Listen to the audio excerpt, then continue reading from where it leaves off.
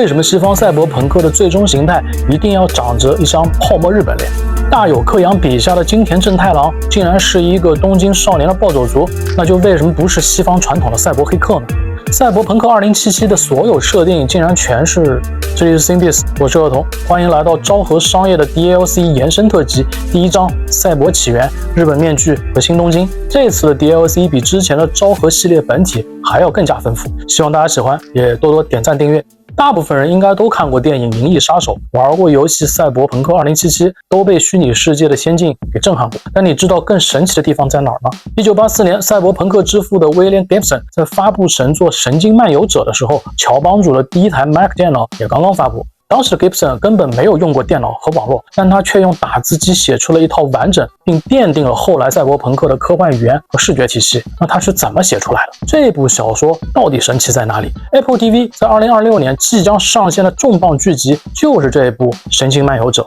小說開篇寫着千葉港口上空的太空顏色宛如電視頻道壞掉的畫面，這一句是全書最有名的開場。天空像一個壞掉的電子媒介，就這短短的一句話，從不同的时代去看，包含了不同的信息密度，千叶港口、太空顏色、電視靜止畫面，為什麼在日本港口？那又為什麼是壞掉的電子？賽博朋克這個詞誕生在美國科幻小說裡，整個文學系統也是在英語科幻圈裡形成的，但它最有辨識度的那張臉卻是80年代西方想象中的亞洲和日本。霓虹、雨夜、電子廣告、巨型企業、亞洲化的都市和一種說不出來的複雜心理。電影《銀翼殺手》裡未來的洛杉磯和舊金山都不像自己，就像混着日文、英文、中文招牌的東京新宿。吉布森在寫《神經漫游者》前，他來到日本旅游，站在新宿的霓虹燈雨夜裡，看着晚上那些兜裡揣着大把日元、紙醉金迷，白天卻被巨型企業搞得像機器人一樣的上班族，他被這種奇特的東亞文化給深深震撼。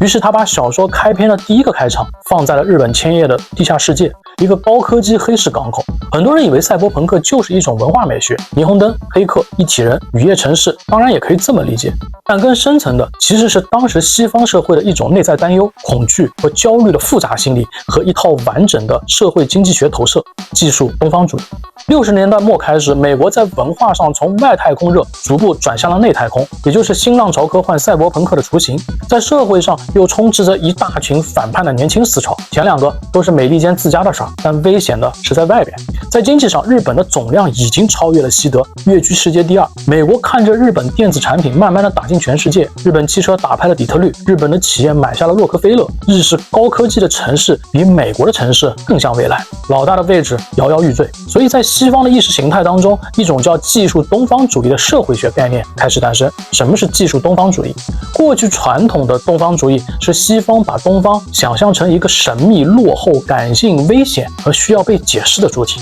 20世紀後半段，這個主體突然就變了。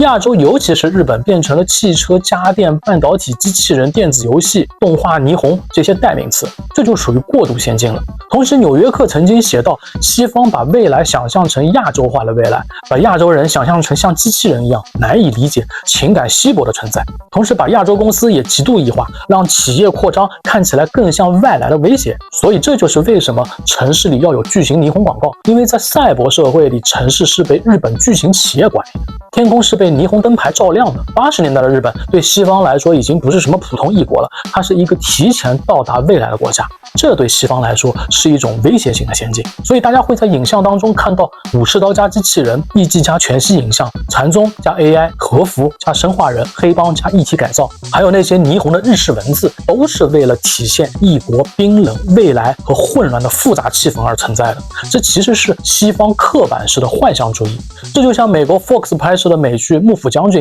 其實熒幕上短短的時間是很難展現德川家康這個戰國梟雄的。這個事兒讓我想起最近一直在用的喜馬拉雅國際版，我在上面聽完了德川家康這本書，在通勤、休息、睡前都會去聽。平時看劇、讀文字，你會像一個旁觀者，但用聽的感覺就很奇妙，會覺得自己好像真的站在那個安土桃山時代。而且幾周就可以走完整個日本戰國。因為我平時要處理自己公司的業務，還要抽空做 YT 頻道，很難安安靜靜坐下來看書，所以喜馬拉雅有聲書對我來說就變成了一個很重要的陪伴者和老師。在碎片化的時間裡，我可以隨時隨地的去學習或者聽書，裡面有大量優質的書籍可以選擇，商業財經和歷史類都是我最喜歡的。最近我還在聽巴菲特傳，雪球是怎樣滾大的，聽大佬們的創業之路怎麼跌宕起伏，聽歷史人物的成王之路如何死裡逃生，沉浸感就像在體驗他们的人生一樣。而且書裡有多種語言可以選擇，一本書可以聽中文、英文、日語，甚至是西語，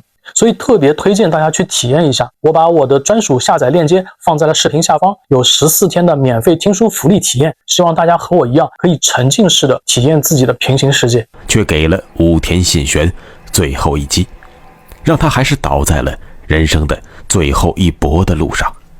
真可謂創業為伴而中道崩殂。1968年，大洋彼岸的美國科幻界有2本重磅小說誕生。第一本是薩米爾·德拉尼所寫的《Nova 星星》，書裡第一次描寫了人類用肉體直接插進的機器，這就是現在馬斯克 Neuralink 神經接口的文學起源。第二本是菲利普·迪克的《仿生人會夢見電子羊嗎》，這一本就是後來著名電影1982版《銀翼殺手》的原著，但是電影卻拋棄了小說裡最重要的部分，當時還引起了很大的爭議，這又是為什麼？這本書講述了動物滅絕、城市廢墟、人格認知和複製人身份的漂流問題，奠定了賽博朋克反烏托邦的世界觀底色。它不屬於完整的賽博朋克作品，因為它沒有後來的《神經漫遊者》裡的那種賽博空間、黑客文化和意識網絡，也沒有電影裡的賽博城市美學，但它基本屬於非常重要的科幻地基。和電影不同的是，小說描寫了極其絕望的末世荒蕪感，設定是世界經歷一場巨大的核戰爭災難，放射性塵埃污染，大量動物滅絕，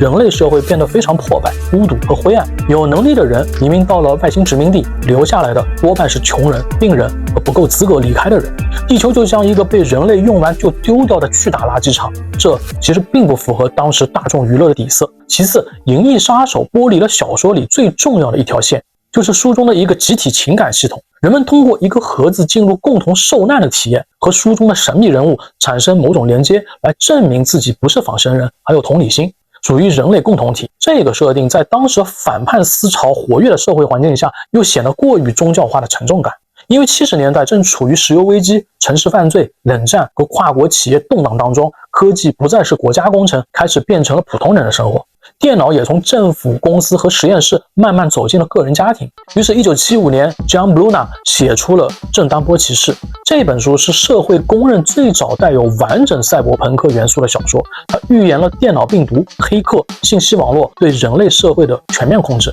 現實第一次離未來這麼近。而且這時候的社會正處在資本和技術瘋狂交配的階段，就差一個響亮的名號誕生了。1980年，美國作家布魯斯·貝斯克在短篇小說裡正式拼湊出賽博朋克這個詞，並在1983年的 Amazing Stories 裡發表。賽博代表了高科技和系統控制，朋克代表了街頭反叛和失敗者。所以賽博朋克的基本公式就是高科技加低生活。那社會公式有了，地基有了，名字也有了。終於在1984年，科幻作家 William Gibson 第一部科幻長篇小說《神經漫遊者》出道分神，宣告了賽博朋克系統文學的正式誕生。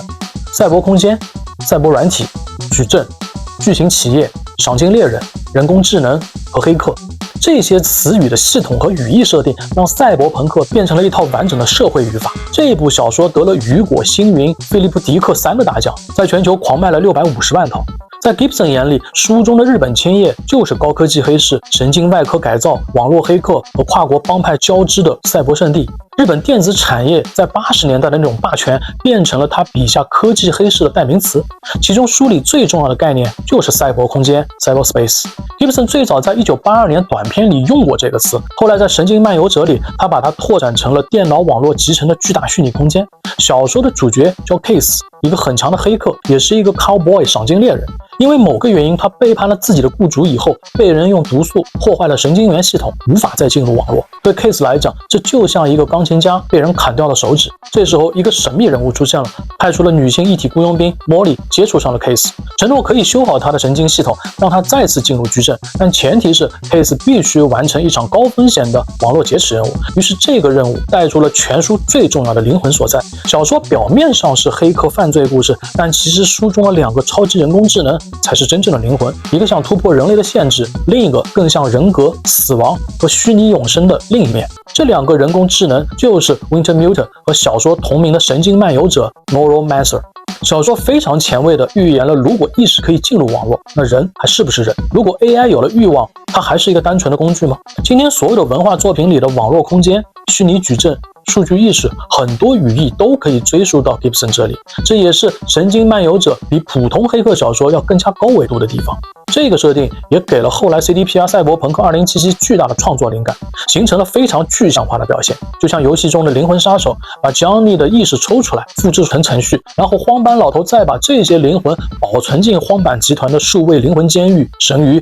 米寇西。書中還有一个非常重要的角色，對後來日本賽博朋克作品有着非常深遠的影響。他是誰？這就是書中的一體傭兵 Molly Millings。莫莉應該是全書最有標誌性的角色，她的眼部改造、手指裡的刀刃、身體也被高度改造。她的設定對後來很多科幻作品裡的女戰士有着巨大的影響。最有代表性的就是《攻殼機動隊》裡的素子，後來還有很多的賽博朋克女殺手、女特工，這些角色都能看到莫莉的原型，有着冰冷、強硬、身體改造、內心保留着人類情感的典型特徵。一個改造的傭兵，一個被廢的黑客，都有高超的技術，但都沒有權力；都有天賦，但都被系統壓碎。他們都不是英雄或者高尚的人，只是想重回網絡空間的成癮者或者普通人。這些角色很重要，因為奠定了後來很多作品的角色氣勢。就像《邊緣行者》的 Debbie、2077裡的 V、副本裡的反抗軍男主、銀翼殺手裡的 Gosling， 都不是拯救世界的英雄，他們都是一個被權力世界所利用的邊緣行者角色。這就是典型的反烏托邦主義。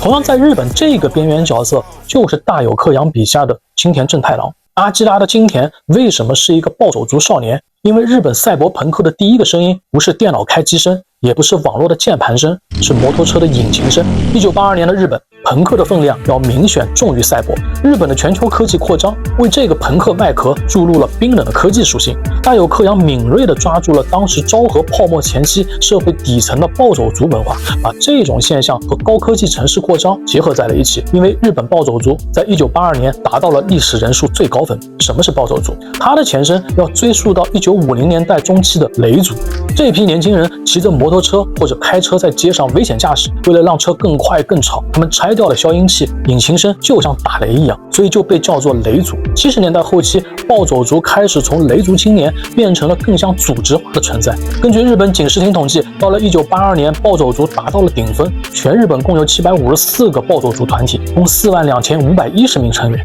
之後人數才開始緩慢下降，到了2011年首次跌破了1萬人。那個階段的暴走族是昭和後期日本社會青年的失控符號，他們最醒目的形象就是那套滿身圖案文字的特工服頭口服，長外套、寬褲、刺繡漢字、幫派名、口號、父母感謝詞、戀人的名字，能繡的全都給繡在身上。暴走族給了日本賽博朋克創作一個很重要的東西：速度感和失控感。於是1982年，大友克洋在週刊 Young Magazine 上開始連載阿基拉。這本週刊可不是什麼少年漫畫雜誌，這是本面向成年男性的青年漫畫雜誌。每期雜誌封面都會刊登真人寫真。阿基拉的電影版是昭和最後一年88年上映的。電影和漫畫裡都有霓虹東京、暴走族、政府實驗、都市廢墟、青少年的反叛和巨大的資本機器。他把這些賽博朋克的核心概念加上日式文化，一次性全部都打了出來。這部漫畫成了日本賽博朋克動畫的核心起點，同樣也是分神之作。同年，日本本土誕生了一部硬核的科幻電影，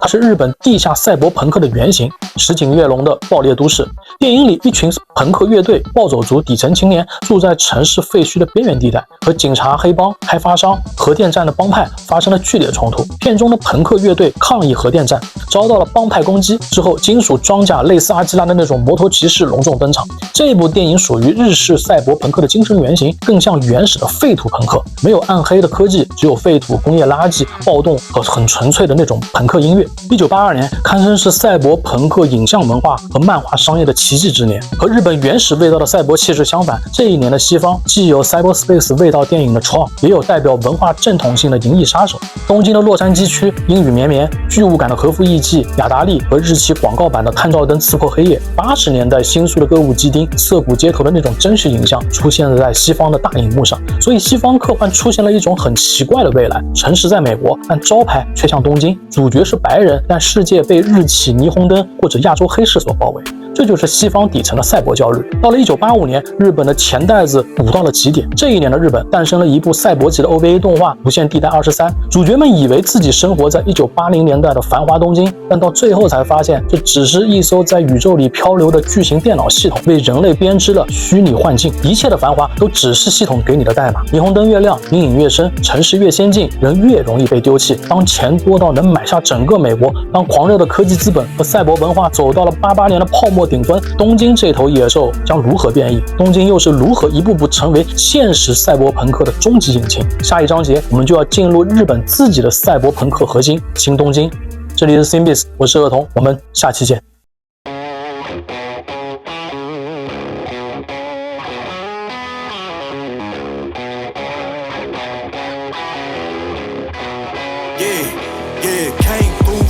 Cause they know I got the sauce. Got the presence on me, I can't ever take it off.